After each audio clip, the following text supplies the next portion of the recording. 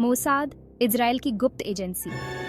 उसकी कहानी बहुत ही सीक्रेट और रहस्यमयी है, लेकिन उसका इतिहास बहुत ही जबरदस्त और कामयाब रहा है। जैसे जंगल में हर जानवर को जिंदा रहने के लिए तरकीबें लगानी पड़ती हैं, वैसे ही मोसाद भी ऐसी दुनिया में काम करता है जहां खतरे छुपे होते हैं और रिस्क बहुत ज्यादा होता है।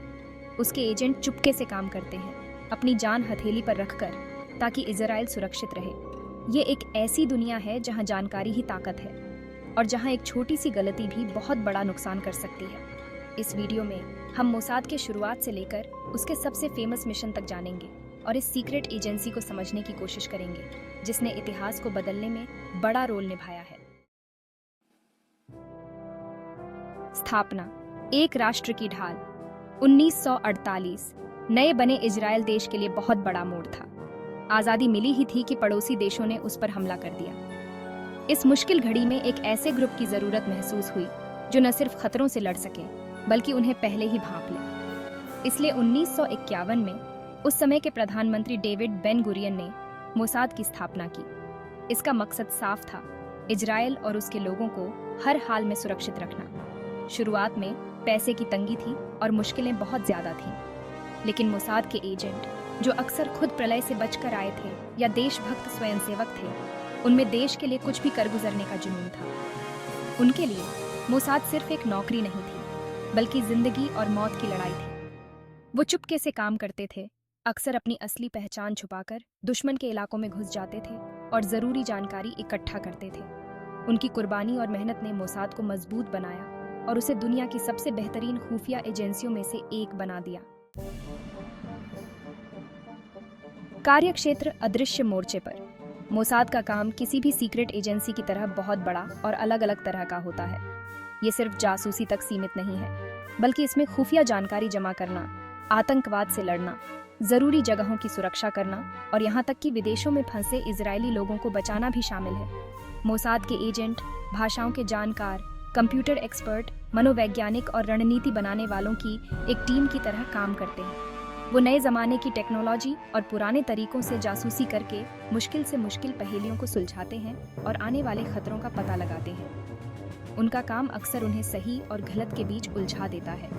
उन्हें ऐसे फैसले लेने पड़ते हैं जहां कोई आसान जवाब नहीं होता और जहां गलती की सजा बहुत भारी हो सकती है। लेकिन अपने काम के प्रति उनकी लगन अटूट है। वो जानते हैं कि वो इजराइल की अदृश्य ढाल है और उनकी नज़र ही देश को सुरक्षित रखती है। ये एक ऐसी दुनिया है जहां सच कहानियों से भी ज्यादा अजीब होता है और जहां हर दिन एक नया खतरा लेकर आता है। चैप्टर 3, गुप्त आयोजन और ऑपरेशंस। परछाइयों में रचे इतिहास। मोसाद का इतिहास उसके द्वारा किए गए साहसी और कभी कभी विवादित कामों से भरा है। इनमें से कुछ काम इतने सीक्रेट हैं कि आज तक कोई नहीं जानता, लेकिन कुछ काम समय के साथ कहानियों में बदल गए हैं। 1960 में मोसाद ने अर्जेंटीना से नाजी अपराधी एडोल्फ हिकमान को पकड़ने के लिए ऑपरेशन फिनाले चलाया, जिसने यहूदियों के कत्लेआम में बहुत बड़ा हाथ था। ये ऑपरेशन अपनी चालाकी से बनाई गई योजना और हिम्मत से भरे अंजाम के साथ मोसाद की ताकत का सबूत था। इसने दुनिया को दिखाया कि इजराइल गहलत को सजा देने के लिए किसी भी हद तक जा सकता है, चाहे कितना भी मुश्किल क्यों ना हो। मोसाद के और भी कई ऑपरेशन, जैसे कि 1976 में युगांडा में अगवा किए गए हवाई जहाज के यात्रियों को छुड़ाने के लिए किया गया ऑपरेशन एंटेबे, ने दुनिया को उसकी चतुराई और कभी न हार मानने वाली भावना से परिचित कराया है। ये ऑपरेशन न सिर्फ लड़ाई में हुनर दिखाते हैं, बल्कि सोची समझी रणनीति, तकनीकी कुशलता और अटूट साहस का भी प्रतीक है। ये मोसाद की पहचान है और उसे दुनिया की सबसे बेहतरीन खुफिया एजेंसियों में से एक बनाते हैं। चैप्टर 4, अंतरराष्ट्रीय संबंध। वैश्विक मंच पर एक गुप्त खिलाड़ी। हालांकि मोसाद ज्यादातर इजराइल की सुरक्षा के लिए काम करता है, लेकिन उसका काम पूरी दुनिया में फैला हुआ है। दुनिया भर के देशों के साथ सीक्रेट दोस्ती और खुफिया जानकारी का लेन देन मोसाद की एक जरूरी रणनीति है। शीत युद्ध के दौरान मोसाद ने सोवियत संघ के खिलाफ पश्चिमी देशों को बहुत जरूरी जानकारी दी थी। उसने उन देशों से भी गहरे रिश्ते बनाए जो अरब देशों से घिरे इजराइल के लिए अहम थे। आज आतंकवाद और परमाणु हथियारों के खतरे के बढ़ते प्रसार के साथ मोसाद के दूसरे देशों से रिश्ते और भी जरूरी हो गए हैं। वो दुनिया भर की खुफिया एजेंसियों के साथ मिलकर काम करता है ताकि इन खतरों से लड़ा जा सके और दुनिया को सुरक्षित बनाया जा सके। ये सहयोग, जो अक्सर पर्दे के पीछे होता है, दुनिया को एक सुरक्षित जगह बनाने में बहुत बड़ा रोल निभाता है। ये मोसाद की दुनिया भर में पहचान और ताकत का सबूत है।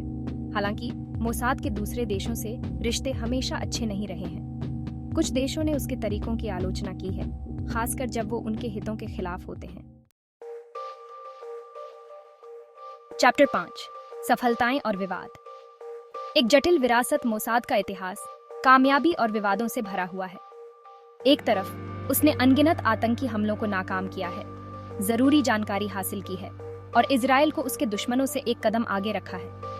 उसके ऑपरेशन अक्सर बहुत ही हैरतअंगेज और अविश्वसनीय लगते हैं, लेकिन वे इजराइल की जिंदगी और मौत की लड़ाई में बहुत बड़ा रोल निभाते हैं।